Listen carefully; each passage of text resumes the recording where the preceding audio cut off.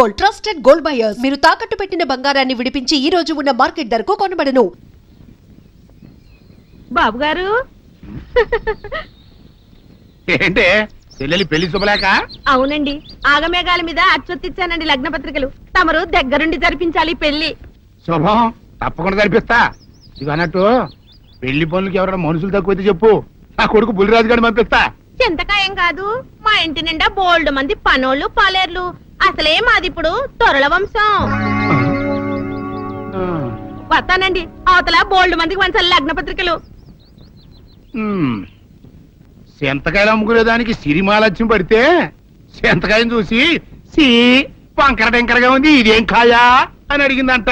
అట్టుంది దీని కథ. డాడీ ఏంట్రా ఇది విషయం, ఇది కిరసనాయలు, ఇది తాడు. అర్జెంట్ గా చచ్చిపోవాలంటే ఈ మూడిట్లో ఏది బెటర్ చెప్పు డాడీ. ఈ ఇసం తాగి ఈ కిరసనాయలు మీద వేసుకుని ఈ తాడు ఊరేసుకుని అగ్గిపూల లపక్కన వెలిగించుకున్నారనుకో, టపక్కన ఎగిరిపోతారా. అవును, ఎంతకీ ఈ ఏర్పాట్లన్నీ ఎవరి సాగు కోసమో? నేనే ఆత్మహత్య చేసుకుందాం అనుకుంటున్నాను. నా బావి పేసినంట, నువ్వు బతికొండంగానే నీ ముఖం పగలు చూస్తే రేత్రి కల్లోకి వస్తుంది. అట్టానికి నువ్వు సచ్చి దెయ్యమయ్యావనుకో, దెయ్యాలు కూడా బెదిరి సస్తాయి. నువ్వు సచ్చకరా, చచ్చుతా సచ్చకరా. నేను చచ్చుతా. అయినా అంత అర్జెంట్ గా సచ్చాల్సిన కర్మ నీకేంట్రా ఇప్పుడు? ఎందుక నేను పిల్లని లవ్ చేశా, ఆ పిల్లను నేను పెళ్లి చేసుకుంటానంటే నువ్వు నో అంటావు. నేను నీ మాట వినను అంటే ఆ ఆస్తి కవర్ ఎవరికైనా ఇచ్చేస్తాను అంటావు.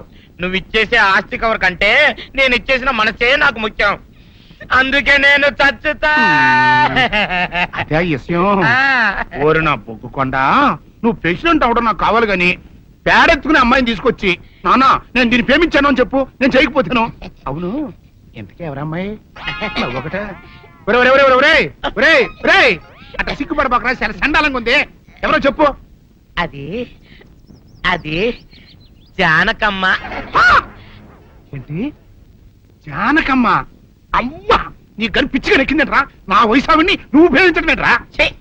జానకమ్మ కాదు డాడీ, ఆవిడ మనవరాలు సౌందర్యను ఆవిడ మనవరాలా?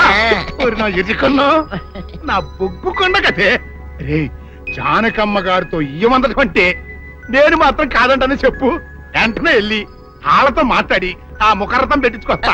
అబ్బా, కింద ఒత్తులు తీసేసి ప్రాణాలు తీసేస్తున్నావు డాడీ. ముఖరథం కాదు డాడీ, ముహూర్తము. ముహూర్తము అదేలా ముఖరథము, అదే పెట్టించుకొస్తా. డాడీ, నేను ఇంకో డాడీ కాకుండా నీకే పుట్టినందుకు నాకు పిచ్చి హ్యాపీగా ఉంది డాడీ. ఆనందమానందమాయనే ఈ అందగాడు పెళ్లి కొడుకాయనే. అమ్మ సౌందర్య, ఎంత అల్లరి జరిగాక నీకు పెళ్లిలా అవుతుందని భయపడ్డా, కానీ నువ్వు చాలా అదృష్టవంతురాలమ్మా.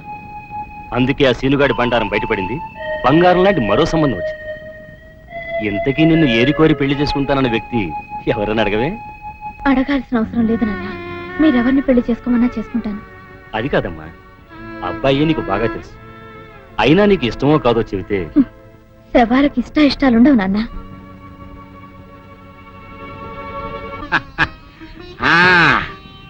తాతబ్బాయి గారు, ఈ శుభ సమయంలో మీకు విషయం చెప్పాలండి. మా బుల్లిరాజు గారు పుట్టినప్పుడు నా గురించి డాడీ చెప్పు. మా బుల్లిరాజు గారు పుట్టినప్పుడు మా ఆవిడికి పురుడు పోసిన మంత్రసాని ఈయన చూసి పుట్టింది పంది పిల్లేమో అనుకుని అని అడిచి ముడిచిపోయిందండి. డాడీ, ఇప్పుడు అవన్నెందుకు? ఊరుకోవా, మన జీవితాల్లో గొప్ప ఈ చిత్రాలు జరిగినప్పుడు 10 మందికి చెప్పుకోవాలా. ఇప్పుడు మంత్రసాని మూర్చిపోయింది కదండి. ఇకపోతే మా ఆవిడ ఎట్టండి సేపుల్లే నా కొడుకుని కన్నానని బెంగపడి పురిటి స్థానం అవ్వకముందే చచ్చిపోయిందండి. డాడీ, నేను నీ కడుపున పుట్టపట్ట కదా నాకు ఈ ఫేస్ వచ్చింది. నేను ఇంకొక నాన్నకు పుట్టిన అందంగా నన్ను పుట్టుండేవాడిని. ఇక చూడు, కాకి పిల్ల కాకి ముద్దురా, నీ ముఖం ఎప్పుడు నాకు ముద్దొస్తూనే ఉంటుందిరా కన్నా. ఇకపోతే మా ఆవిడ చచ్చిపోయింది కదండి. ఈయన్ని ఎత్తుకోవడానికి వచ్చిన పని పిల్లలండి. ఈయన చూసి దడుచుకుని పరుగో పారిపోయేవారండి. అసలు ఈడికి ఈ జన్మలో పెళ్ళవుద్దా అని నేను ఈ ఆడవని రోజు లేదనుకోండి. అట్లాంటిది మా బుల్లిరాజు గారికి మీ అమ్మాయితో పెళ్లి కుదరటం నిజంగా మా అదృష్టం కదండి. ఎంత మాట, మీలాంటి వారితో వీయమంతరం మా అదృష్టం. చాలూరుగానే అంత మాట్లాడతారు. పొంతులు గారు మొకరదం పెట్టేయండి. అయ్యా, ఈనాటికి సరిగ్గా 4వ రోజుకు ఓ మంచి దివ్యమైన ముహూర్తం ఉంది. అయితే అదే కాయ చేసేయండి. ఏంటంటే అట్లాగే ఏమండే మా ఓడికి పెళ్లి ఖాయమైతే మా నూరు దేవాలయంలో దేవుడికి అభిషేకం చేయిస్తానని మొక్కుకున్నానంటే ఆ అభిషేకం ఇలా జరిపిస్తున్నాను. మీరందరూ పెళ్లి కూతురు తీసుకుని తప్పకుండా రావాలి. అమ్మో జానకమ్మా, నువ్వు కూడా తప్పకుండా రావాలి. ఎంత మాట, తప్పకుండా వస్తాను. తగినమ్మా, వస్తానండి. మంచిది. మామ తాంబూలాలు కూడా పుచ్చుకున్నారు. ఏమిటాను అనేది? నేను ఆ రోజే చెప్పాను ఇదంతా బుల్లిరాజు బని కుట్రా అని. అంటే అంటే బుల్లిరాజుని పెళ్లి చేసుకుని సౌందర్యం ఒప్పుకుందా? ఒప్పుకుందో ఒప్పించారు. 4 రోజులు పెళ్లి జరిగిపోతుంది.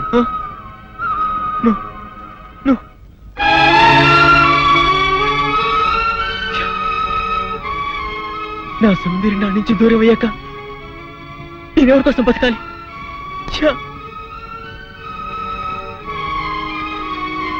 సౌందర్యం నీకు దక్కాలంటే నువ్వు వెంటనే అమ్మాయి మళ్ళీ తాళి కట్టాలి.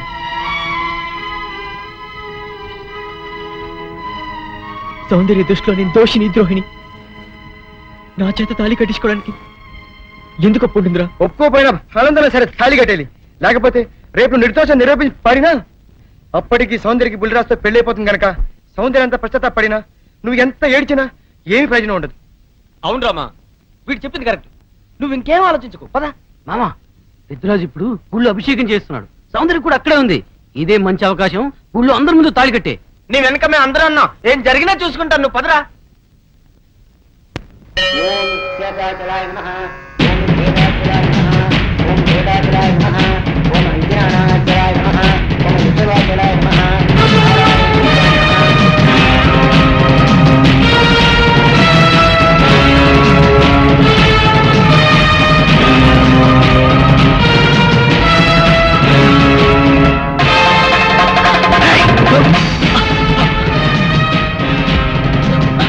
ఎంత ధైర్యంగా నీకు? పెద్దిరాజు గారి కాబోయే కోడల మెళ్ళలో తాళి కట్టాలని ప్రయత్నిస్తావా? నువ్వు మా ఇంటికి వచ్చిన రోజునే ముక్కలు ముక్కలుగా నరికైపోవటం నేను చేసిన తప్పురా. నీ రక్తం కళ్ళ చూస్తా. నా కూతురు పెళ్లి పళ్ళకి ఎక్కక ముందే నిన్ను పవిత్రమైన దేవాలయంలో రక్తపాతం జరగడం నాకు ఇష్టం లేదు. వీడిని ఊరి బయట తీసుకెళ్లి ముక్కలు ముక్కలుగా నరిగిపారేయండి. తీసుకెళ్ళండి. వీళ్ళు చంపొద్దు. ఊళ్ళో పీనుగులేస్తే మధ్యలో నా పెళ్లి ఆగిపోద్ది. సౌందర్యత నా సాగునం అయ్యాక అప్పుడు చంపండి. సౌందర్యం నువ్వు పెళ్లి చేసుకోండి. చూసుకుంటే మధ్యలో నేనేం చేస్తాను రా? ఈ చేతులు కావు, రాళ్ళు వదులుతాడు. సౌందర్యం నాది, నా ప్రాణం. నువ్వు పండిన పన్నాగం వల్ల నా మీద అనుమానం, ద్వేషంతో నిన్ను పెళ్లి చేసుకోవడానికి ఒప్పుకుంది కానీ నీ మీద ప్రేమతో కాదు. సౌందర్యం పెళ్లి చేసుకునే ఆలోచన మానుకో, లేకపోతే నా చేతులు చేస్తావు. పెద్దిరాజు గారు, ఇక్కడంత గొడవ జరుగుతుంటే చూస్తూ ఊరుకుంటారేంటండి? ఇవాళ ఇంత పని చేసిన వాడు రేపు పెళ్లిలో ఎంత అఘాయిత్యం చేయడానికైనా వెనకాడ్డు. వీడి ఊళ్ళో ఉంటే నా మనవరాలి పెళ్లి జరగనివ్వడు. అయితే ఓ పని చేస్తానమ్మా, ఈ పెళ్లి జరిగేంత వరకు ఈ కుర్రాన్ని ఈ ఊరి నుంచి పరిశీకరిస్తున్నాను. పెళ్ళయ్యే లోపు ఈ ఊళ్ళో అడుగు పెట్టావా నేనేం చేస్తానో నాకే తెలియదు. రాజు మళ్ళీ చెప్తున్నాను, నా సౌందర్యం మెళ్ళో తాళి కట్టడానికి ప్రయత్నించావు, ఈ చేతులు నరికేస్తాను, ముక్కలు ముక్కలు చేస్తాను. రాజు ఈ ప్రాణం తీస్తాను.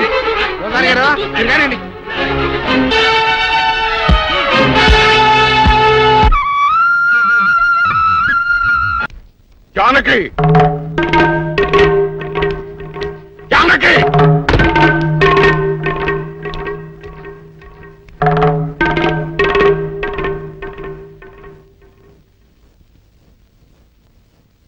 ఇప్పుడు నీ కళ్ళు చల్లబడ్డాయా? నీకు తృప్తిగా ఉందా? నా మనవడు ఊళ్ళో ఉంటే నీ మనవరాలకు పెళ్లి కాదని వాడిని ఊళ్ళోంచి బయటికి గెట్టేయమని సలహా ఇస్తావా? ఆనాడు నా తల్లిదండ్రుల్ని చంపుకోలేక నా ప్రేమను చంపుకొని నిన్ను పెళ్లి చేసుకోలేదు. ఆ కక్ష మనసులో పెట్టుకుని నీ మనవరాల్ని నా మనవడి మీద గుసుకొల్పి వాడిని ప్రేమలో దించి వాడి మనసు ముక్కలు చేస్తావా? అందుకే చాలగా వాడిని ఊళ్ళోంచి గెంటిస్తావా? వీరుడు నోరు మొయ్. నా పేరు వీరయ్య దొర. పెళ్లి పెటాకులు కాని నీకు, పిల్లా జల్లాలేని నీకు కడుపు తీపి గురించి ఏం తెలుసు? నా మనవడు ఇప్పుడు ఎక్కడున్నాడో ఏమయ్యాడో తెలియటం లేదు. 4 రోజుల లోపల వాడు ఊళ్ళో కనుక రాకపోతే నేను రాక్షసుడు అయిపోతాను. ఈ అవమానం భరించలేక వాడేదైనా అఘాయిత్యానికి పాల్పడితే అందుకు కారణమైన ఏ ఒక్కరూ ప్రాణాలతో ఉండరు. జాగ్రత్త.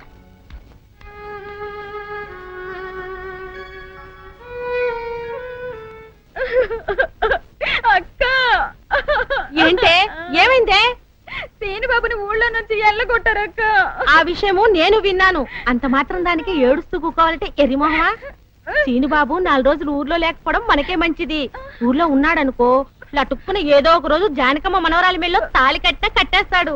ఇప్పుడు అసలు భయమే లేదు. ఒకవేళ 4 రోజుల తర్వాత తిరిగి రాకపోతే ఉలిపై పట్టేం కాదు. రాకి ఎక్కడికి పోతాడు? నువ్వు ఏడుతూ కూకోమాక. మంది ఇప్పుడు దొరల వంశం.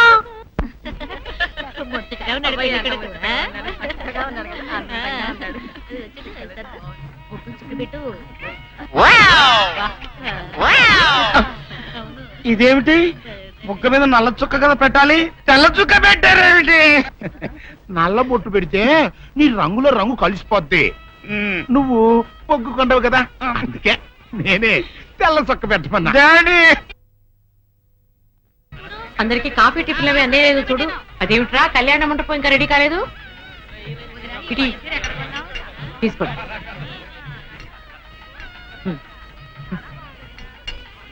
ఎంతైనా జానకమ్మే దగ్గరుండి అన్ని పనులు స్వయంగా చూసుకుంటది. మరి నన్ను ఏం చేయమంటారు చెప్పండి? నాదేమో ఆర్థికులని కొంపైపోయింది. మన ఇంట్లో పనులు మనం చేసుకుంటే తప్పే ఉందండి. ఏంటో ఆ సీనుబాబు గుళ్ళో గొడవ చేయకుండా ఉంటే ఈ ముహూర్తానికి మా పిల్ల పెళ్లి కూడా అయిండేది. ఈ ముహూర్తానికి ఎందుకులేండి, మాది అసలే దొరల వంశం. పొట్లకేం కాదు. అమ్మా సుందరి, అమ్మా సుందరి. ఏంటమ్మా ఏమైంది?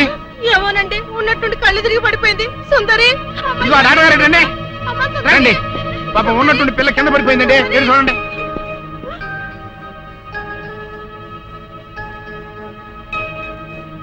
మీరేం కంగారు పడాల్సిన అవసరం లేదమ్మా. అమ్మాయి నెల తప్పింది. నెల తప్పడం ఏమిటండి? మీరేదో పొరపాటు పడి ఉంటారు. సరిగా చూడండి. పొరపాటు ఏం లేదమ్మా, అమ్మాయి గర్భవతి 3వ నెల. అదెట్ట కుదురుతుంది డాక్టర్ గారు? ఆ సీనుగాడు పాప ఈ పిల్లని బలాత్కారం చేసి 4 రోజులు కూడా కాలేదు, అప్పుడే 3వ నెల అట్ట వస్తే? అది డాక్టర్ గారిని అడగాల్సిన ప్రశ్న కాదండి, అమ్మాయిని అడగాల్సిన ప్రశ్న. ఏమే సుకుమారి, ఏంటిదంతా? నాకేం తెలీదు. తెలియదు. మీరెవరు నాకు కందులు పెట్టినంటే నేను మీకు రహస్యం చెప్తా. సుందరి కడుపులో ఉన్న బిడ్డకు తండ్రి నేనే. ఏంటా నువ్వు చెప్పేది? ఆపండి, ఇదంతా అబద్ధం. వీళ్ళు చెప్పేదంతా పచ్చి అబద్ధం. నాకెవరితోనూ సంబంధం లేదు. నేను కన్న పిల్లనే. ఊరుకోవే. ఆ వేరే మనోడు నిన్ను బలాత్కారం చేసిన తర్వాత కూడా నువ్వు కన్నపిల్లవు ఎలా అవుతావు? వీళ్ళంతా చెబుతున్నది నిజమే అయితే నువ్వు ఆడపిల్లవే గాని కన్నె పిల్లవెలా అవుతావు? నేను కన్న పిల్లనే. నన్ను సీనుబాబు పాడు చేయలేదు. ఏంటి సీనుబాబు నిన్ను పాడు చేయలేదా? మరి అతనే నిన్ను బలాత్కారం చేశారని అయ్యాల పంచాయతీలో ఎందుకు అబద్ధం చెప్పావు? సీనుబాబుని నేను ప్రేమించాను, కానీ సీనుబాబు సౌందర్యని ప్రేమిస్తున్నాడు. సీనుబాబు నాకు కాకుండా పోయాడు అనుకున్న బాధతో నేను చచ్చిపోతే సీనుబాబు నీకు దక్కాలంటే నేను చెప్పినట్టు నాటకం ఆడమంది మా అక్క. అంతేగాని నేను చెడిపోయిన దాన్ని కాదు. సీనుబాబు నన్ను పాడు చేయలేదు. అసలు నేనే తప్పు చేయలేదు. అబద్ధం. దాని మాటలేదు నమ్మకండి. కళ్ళు తిరిగి పడిపోవడంతో ఏదేదో మాట్లాడుతుంది. కప్పనోరు దాని అమాయకురాలు చేసి నువ్వు ఇంత నాటకం ఆడతావా? ఆ వీరయ్య ద్వారా మనవడు తప్పు చేశాడంటే నేను నమ్ముతాననుకున్నావుటే. నువ్వు ఆడిన నాటకం నలుగురికి తెలియడం కోసమే నేను ఇలా నమ్మినట్టు నటించాను. ఏమిటే కూసావు? నీది దొరల వంశమా? ఏది మళ్ళీ ఇంకోసారి కూతకోయి నీ పళ్ళు రాలకొడతాను. జాగ్రత్త. వాసిని అమ్మ కడుపు మారా. నువ్వు చెప్పిన మాటలన్నీ నిజమని నమ్మి బంగారు లాంటి కుర్రోణ్ణి అనరాని మాటలన్నీ అన్నాను కదంటే, మచ్చలేని నా పంచాయతీ ప్రెసిడెంట్ పోస్ట్ లో తప్పుడు తీర్మానం చేశాను కదంటే, అయితే ఇప్పుడు అందరి ముందు సరైన తీర్మానం చెబుతున్నాను. ఏ రైతురా మనవడు నిర్దోషి అని తేలిపోయింది కాబట్టి ఈ సప్పిడి సుకుమారి చెల్లెల్ని ఆ బాబు పెళ్లి చేసుకోవాల్సిన అవసరం లేదు. అంతేకాదు ఈ సప్పిడి సుకుమారి తను చేసిన తప్పుకి ఈ గ్రామ పంచాయతీకి 10,000 రూపాయల జరిమానా కట్టాల్సిందే. అమ్మ జానకమ్మ, నీ మూలంగా నేను చేసిన తప్పు దిద్దుకునే అవకాశం కలిగిందమ్మా. నీ మేలు మర్చిపోలేను. సుందరి,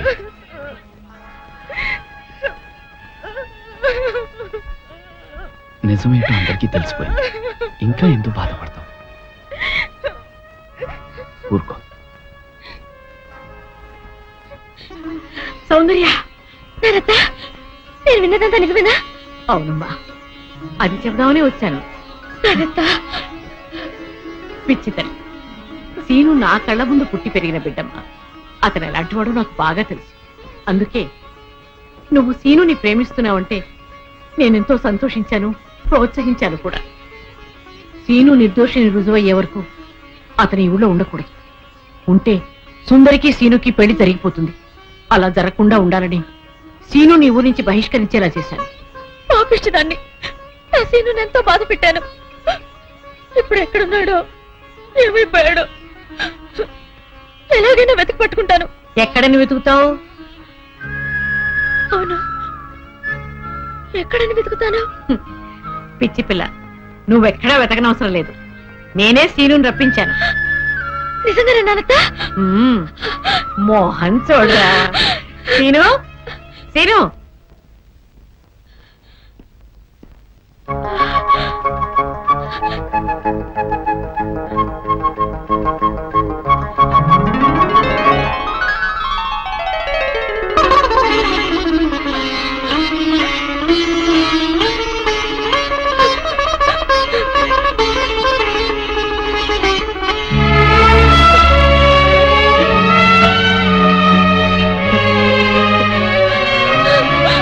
సౌందర్య